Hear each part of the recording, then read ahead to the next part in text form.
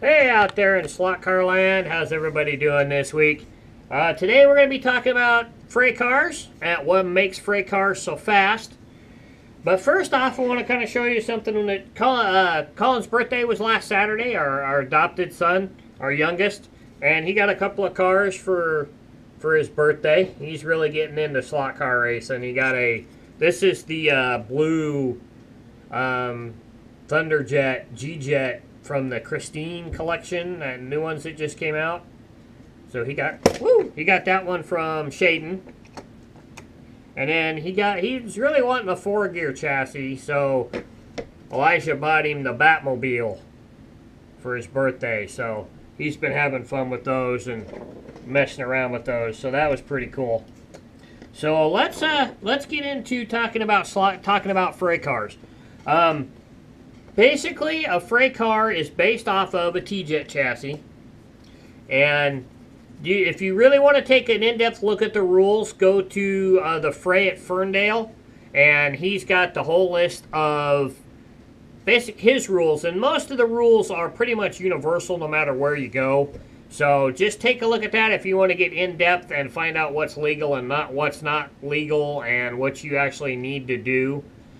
Basically, this part of the car, minus the pickup shoes, because the shoes are still on this, but this part has to stay completely stock. You can do a little bit with the motor plate, with rail-wise for body and all of that garbage. So that's you know, a little bit there. But if you want to get in depth, I'm going to move this down here so you guys can get a closer look at the cars.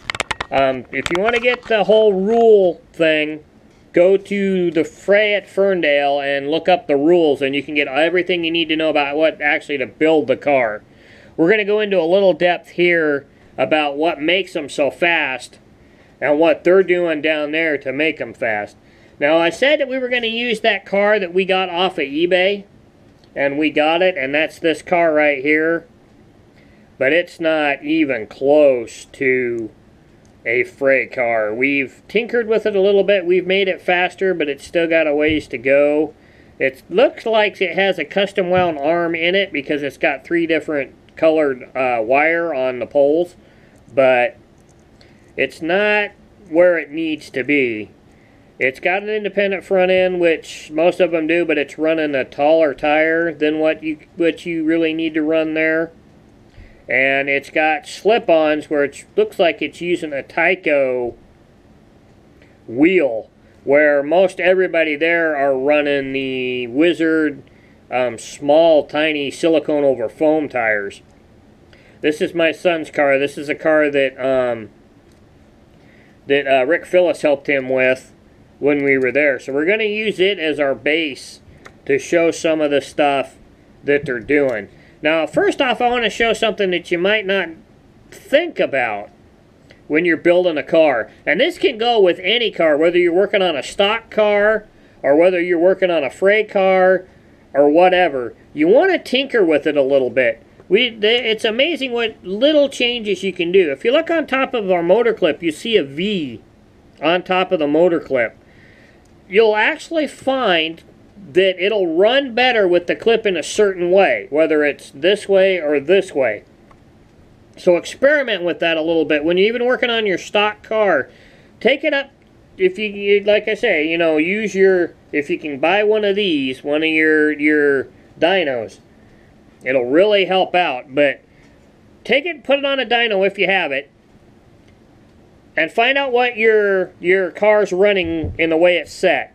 Take it off the dyno, take the motor clip, turn the motor clip around and put it on the other way and put it back on the dyno and see if that makes a difference. It'll blow your mind at just by how much of a difference you can get by just turning the motor clip around. Another thing, your pickup shoes.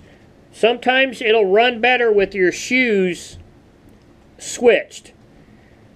So check that as well and see if that makes a difference with your chassis, even your stock chassis. Experiment with stuff like that. You'll be amazed at how much difference that car will have. If you guys saw on Facebook on Slot Car Crazy the thing I shared about matching motor magnets, that's something else you can do if you've got the machine to do it. So either that, or you can buy a match set. Buy several match sets if you can, and just tinker with them between different sets. Put them together, put them on the dyno, see what the car will do. Take them off, switch them up, put it back on the dyno. It's a lot of experimenting to get a car fast, even if it's a stock car. If it's a stock T-Jet, just experiment with stuff like that. And with the fray car, it's the same way. So basically what most of the guys down there are, they're starting with a blank chassis, and they're buying everything else. Something they're running both front and rear are tungsten axles. This is the size on the package as to the diameter that they're running. This is an uncut blank. But why they're running tungsten is because tungsten is a non-magnetic metal, as you can see, which means it's not affecting the rear axle. As you can see, this has one in it. It needs to be cleaned, but this has a tungsten rear axle in it. I believe the front is also, let's find out. No, it's not. So the front is a steel front axle. But most of them you buy, I think now when you buy a independent front end, are running a tungsten axle. So they're trying to get away from the rear motor magnet having any effect on the rear axle. It's let me get something else here real quick. It's trying to get interference away from messing with that rear axle, so that rear axle can roll free and the rear motor magnet has no effect on the front axle, or on the rear axle, excuse me. A couple other things they're running. This is a stock tooth gear, but it's made a little different. If you look at, this is a stock T-Jet gear that I got from HORacing.com because we needed a couple. And probably the most, if you look at this centerpiece, and then if you take a look at the center on this one, you can see the center on this one's a little bigger. It's to help keep the axle from running from side to side. It's a stock tooth gear, but it's just made a little different, and it helps keep, because there's no ribs on this axle when you put it on there to hold this gear. It's the size of it keeps that gear from slipping, but it also keeps that enlarged area over there, keeps it meshed with your bottom gear, so you keep a constant. I mean, even if you go like this with this car, it is so smooth going around that gear that it's just totally smooth. So that's something else they're running. Something else they're running are Slot Tech pickup shoes. If you look at the stock shoe, this shoe, the step on it is longer. It's also got a slightly shorter step on it. So, and as you can see, this one actually has his shoes bent over because you're retarding the travel of the rear of the pickup shoes. These cars run so low on these routed tracks that you don't want pickup shoe tension to be pushing the front of the car up, because you'll lose contact with the rail. You'll also lose your stability of the car on the track, and when you go through a corner, it'll want to roll out of the corner if you've got one shoe. Because when you go into the corner, the chassis is going to want to bend a little bit, and then if you've got tension on that spring, it'll be pushing the shoe down and making it worse. So you want to make sure your pickup shoe springs are not. Some of the ones they're running are the Doc Ocken.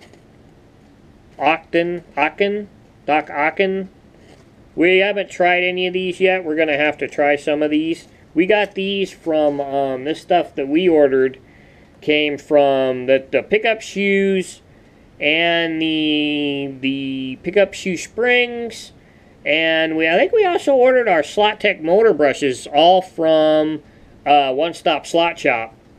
The pickup shoes are $7.50 for 3 pairs. The motor brushes are $7.95 for 3 pairs. And then these are 10 pairs of pickup shoe springs for 15 bucks. So, kind of pricey, but you get several sets for the price. So, it's kind of spendy, but if you're building multiple cars, I mean, you order $7.50, you've got 3 cars covered.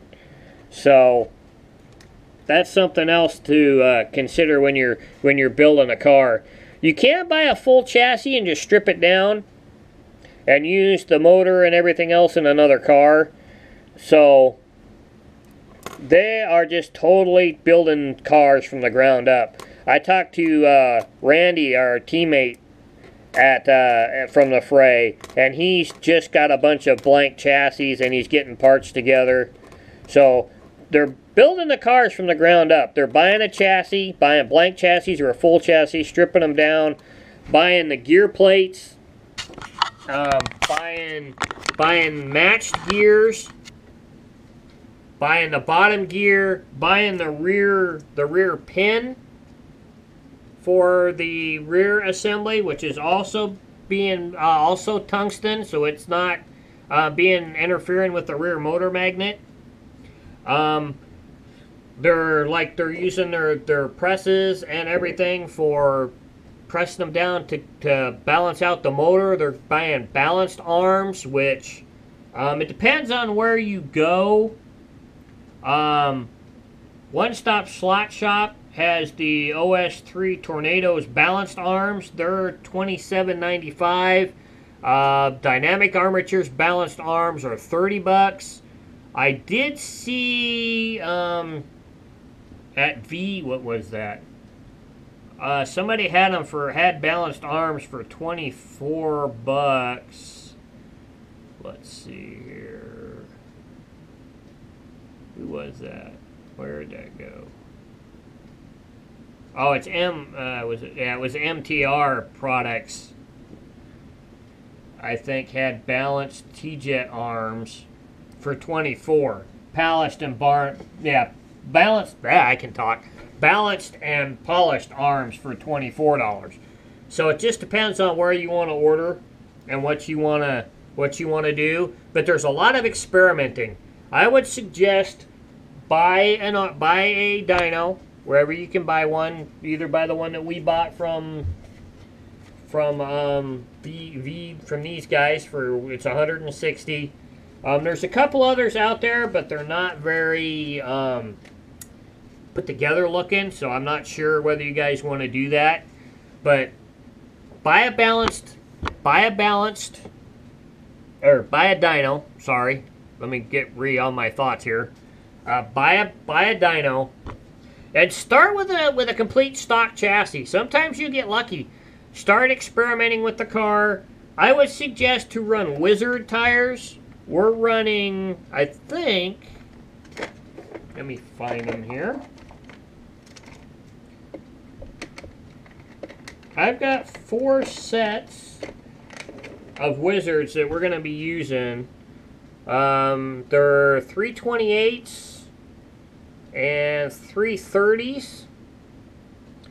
I think these are 328s that are on Elijah's car. They're $10 a pair if memory serves from... We either got these from One Stop Slot Shop or we got these from Dynamic Armatures. One of the two, but these are Wizards. Get a set of those. Buy some independent front ends. Running the O-ring front tires. If you're running track like ours, the clip track, you're going to want to have a higher... You're going to want to be higher with your tires, so they're not... You get them too low, the rear gear starts messing with the rail. But it's basically experiment.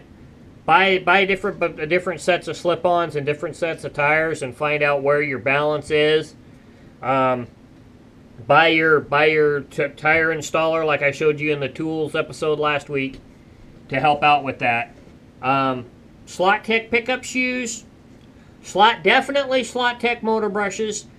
We were running Thunder brushes, JB's Thunder brushes before that, and the Slot Tech ones make a big difference. Make sure you're Xing the bottom of your motor brushes so they're not spinning. That helps out a lot as well.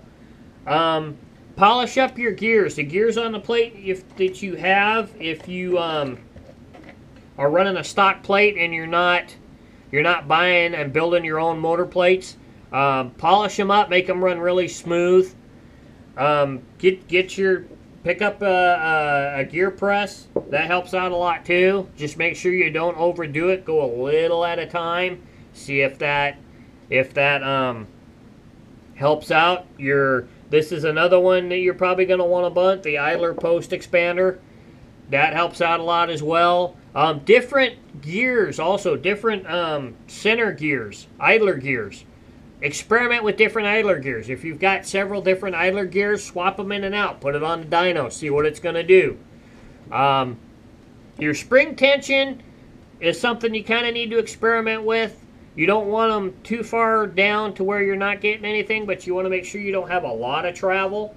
You also want to make sure your pickup shoes are flat, completely flat on the rail. You want to make sure that your car has very good contact with the rail that you're running on. You want to make sure that you're not heeled to the rail. You don't want to make sure you're toed to the rail. You want to be completely flat. That'll help out with your performance. It'll also help out with your handling. Let's see, what else? Experiment with the motor clip. Experiment with your shoes. Put it on the dyno the way you have it set up now. Turn it over, flip-flop your shoes, put it back on the dyno. See if that does anything. If it does, then make sure you find a way to indicate what shoe you have on which side. So if you have to take it apart in cleaning or anything and you put it back together, you put it back together the same way it was, so it turns the same on the dyno. So there's a lot of experimenting. It's not necessarily what parts they're using. I mean, a lot of it, the balanced arm is a very key. The matched motor magnets are a very, very much a key. You can run a fray car on stock shoes. We've been doing it forever, and it's these ones on Elijah's car. This car is really fast. They're stock shoes that just have been retarded a little bit so that it takes down on the travel. You don't necessarily have to have the Slot Tech shoes. They're a longer rail. They're a longer step, which, you know, will get the car lower to the racetrack, but you can still run stock shoes without too much of a thing. Your tungsten axles will probably be a good thing to go with. You can get 10 sets of any size diameter from Dynamic Armatures for $30 for 10. That's 10 cars right there that you can do for $30. So just depends on what you want to spend and how deep you want to go into it. If you're going to race and you're going to a big race, you're going to need to delve into it because these guys are running seriously fast cars, and you need to do the tinkering to get your car up there, or you're just gonna get blown away. A lot of the guys that are there will help. They're really cool. They're really really into it, and they'll help you out to a certain extent. They do have a lot of secrets that they won't delve out. Just keep that in mind. But they're a great group of guys. You can put a lot of money into these cars. Balanced arm, $30. 10 tungsten axles is another $30. That's $60. A complete stock T-Jet chassis now will run you $27.50. Slot Tech pickup shoes, another $7 for 3. And another $7 to $8 for Slot Tech motor brushes. It does get a little pricey. Bodies are up to $12 to $14 now, depending on what you buy. All of ours are Greg Davis bodies. the 458 Ferrari, the Corvette, and the other one we have is the Aston Martin. Another one you can go with is Zoomin Motorsports. They make some really cool bodies. My Bugatti is one of his. This is his information. I bought this from Phil at the Fray, but I believe he does have his own website, so if you guys can look that up, you can find it. He does make quite a few other different body styles, so you guys want to check him out, go right ahead. That's going to be one of our cars for the Fray up in the future. There's a couple others as well that do the Fray style, low style bodies, as you can see how low these cars run to the racetrack. It's all about getting that center of gravity down. It's all about getting as close to the racetrack and going as fast as you possibly can. So your independent front ends are another pricey item that you're going to have. But when you put it all together and you tinker with them and you get them going, it's a fun hobby to go race with these guys if you get the opportunity. There's the Fray in Ferndale in March. This coming March will be the 20th anniversary of that race. But that's one of the big ones. They just got done with the Quarrel, and I think they're in Ohio. I'm not quite sure what town that's in. They just got done with that, and you basically find the same group of guys going from there. I'm not sure if they run Fray cars at the national championships, but they might. That would be another one that you could probably take your car to and stuff. But it's a great time. If you ever get a chance to go to any one of those two races, especially the Fray or the Quarrel, it's a fun time. It's a great group of guys. They're great to talk to. They're great to talk about slot cars with. They're fun to be around. You get a chance to go to the Fray this year, I would go if I was you guys. Even if you're going to go to watch. It's really cool. It's in a little town called Ferndale, California, just probably 10 minutes south of Eureka. There's also a little town that you can either stay in Ferndale or you go about 5 minutes down the road. There is the Fortuna, where we stay. There's a couple of hotels there that you can stay at. You can stay in Eureka as well. It's not that far up the road. So right on the California coast, beautiful country. So if you ever get a chance to go, I would go. Just even if you're going to go to watch, because you can get a lot of information by just sitting and watching and getting to know these guys. But building the Fray car is more about tinkering. You can get the parts and just put the parts together, and the car may not run right off the bat. You're going to have to tinker with it a little bit. You're going to have to put it on the dyno, see what it does, tinker with it, change the motor clip, change out the pickup shoes, swap them out, do a different pair, swap them around, swap out motor magnets. Even if you don't have a match set, if you've got a lot of T-Jet motor magnets laying around, intermix them, change the sets up, try a set. If that don't work, take the back one out, put a different back one in. If that doesn't work, take the front out, put a different front in, put it on the dyno, check it, keep tinkering with it. It's all about the tinkering. It's all about the tinkering. And it's with any car, it's all about the tinkering. You can tinker your brains out and get that car faster. It may take you a while, but it's in the long run, it's worth it. It's really worth it. Some of the places to go for parts. If you go to the Ferndale website, he's got links in there that you can go to. Most of those places are the best places to go. One Stop Slot Shop, Dynamic Armatures, RTHO is in there. Couple others. He does have HORacing.com in there. Greg Davis's Bodies, Greg's Garage. The guys that I got my dyno from, the VRP Slot Racing's in there as well. They've also got tools and stuff too. So all of those links are in there. I would suggest to go to all those sites, price out prices, take a look at a couple of things. MTR is also in there, I believe. That's where they have the $24 balanced and polished arms. The only thing that you're going to have to watch out for is if you do go to the fray, if you run the individual race, that race has to be run with a Aurora motor. The team race, you can use anybody you want, but the individual race, it has to be it can be polished and balanced, but it has to be an Aurora armature. So just keep that in mind if you're going to the fray and you're doing that. And I'm not sure how the other ones work. I think the Quarrel works the same way. So you're just going to have to look at their rules and go from there. So that's fray in a nutshell. It's about the tinkering. It's about running certain things. My biggest thing when I would go for this car right here is our fastest car. It was worked on by Greg Davis, or not by Greg Davis, by Rick Phillips. Elijah has done some tinkering on it. It's a stock chassis that I built.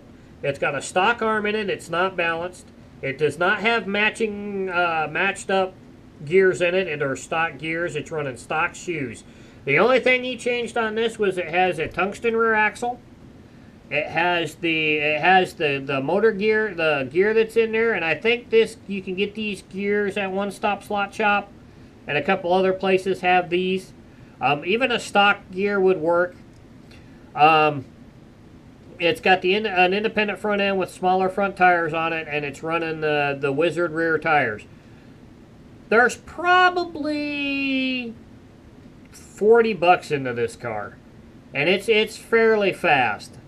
It's gotten faster since we got home because Elijah's been tinkering with it a little bit.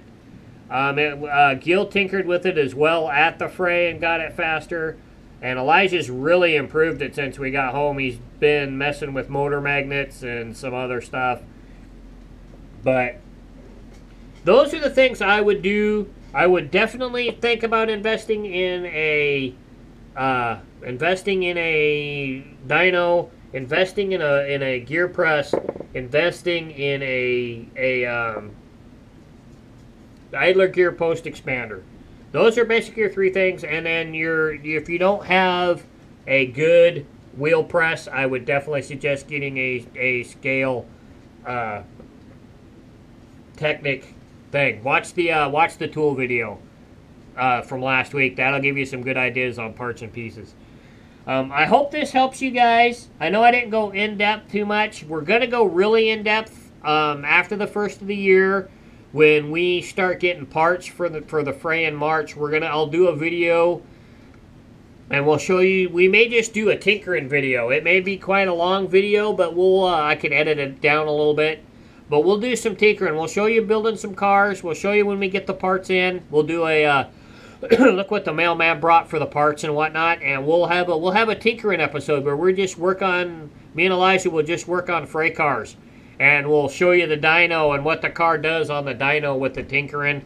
I've got 4 cars built now. We're gonna build a 5th. We're both gonna build brand new chassis, so we'll show you that.